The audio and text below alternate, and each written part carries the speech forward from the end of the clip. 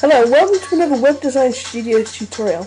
In this tutorial I'm going to show you how to make a ghostly effect like this image here. This is done best on an image with a white background and maybe an image with a high contrast with a lot of light and a lot of dark. So this is the image which I'm using. It's a person which I got off Google, just basically doing yoga. Using the crop tool, I'm just going to crop it down to use the head portion. And if you click the tick for OK.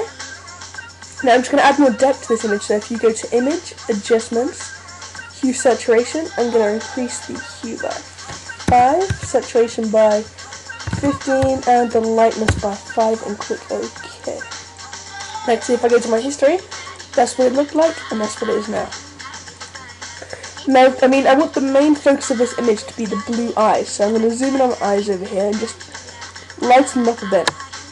So if you mask off your entire document, so in your toolbar at the bottom you should see it looks like a camera. If you click that and then switch to your paintbrush tool, change the opacity to 100% and the mode to normal, and then just mask around your iris of the eye. So just like that. If you do both eyes. Okay, there we go.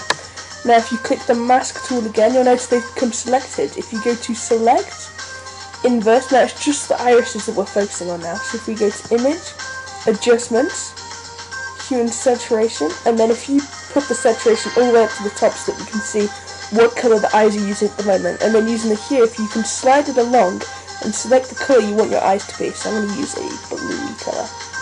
And then if you change the saturation down to about 70% and click OK, select, deselect, you'll notice the eyes are just a bit richer now.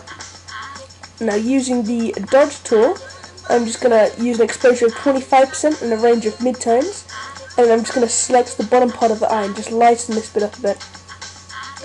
Maybe give it a bit of a gradient, like that. And then if you switch from your dodge tool to your burn tool, I'm going to change the brush down to about 2 pixels, midtones, exposure of 50%, and then if you go around the border of the eye, it should start to darken it up a bit. Just like that. Now if we zoom back out to 100% and view it of how it was, so like follows, and now we are here. Okay, now I'm going to start to add shadows to the image. So if you use a 65 radius and the faded brush, keep it on midtones and the exposure of 50, and then using the burn tool, if you go over the shadows of the image and just darken them up a bit, you don't want too much shadow, but you don't want too little shadow, otherwise it will not appear on the image. So just quickly go through and do this. Follows.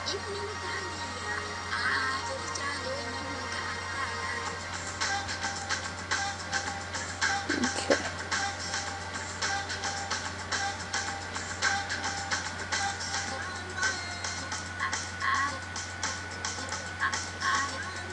Now these are going to be the bits that show up the most on the ghostly image. Okay, now if we go to image, image adjustment, and then brightness and contrast, and then if we change the contrast up to about 45 and the brightness up to about 10, and then click OK. Now if you go over to your channels panel, if you don't have channels, you can go to window and then channels, and you'll notice you have RGB, red, green and blue. If you click on just the red, you'll notice that you've lost all the saturation in the image.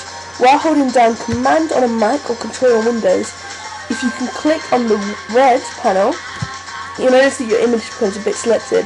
If you flick back over to your RGB selection, go to Layers, Select Layer, Inverse, and then using Command C on a Mac or Control C on a Windows, and then if you press Command V or Control V, you'll notice you now have a new layer. If you hide your layer underneath, you'll notice you've got a bit of a ghostly image.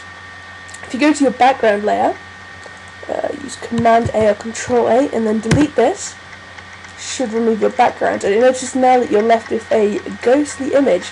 This image is transparent, so you could change your background colour, which I wouldn't suggest because it does look a bit odd, but if I change my background colour, you'll notice the image is transparent, so you can put brushes behind there, put images behind there, and just do whatever you want. So that's the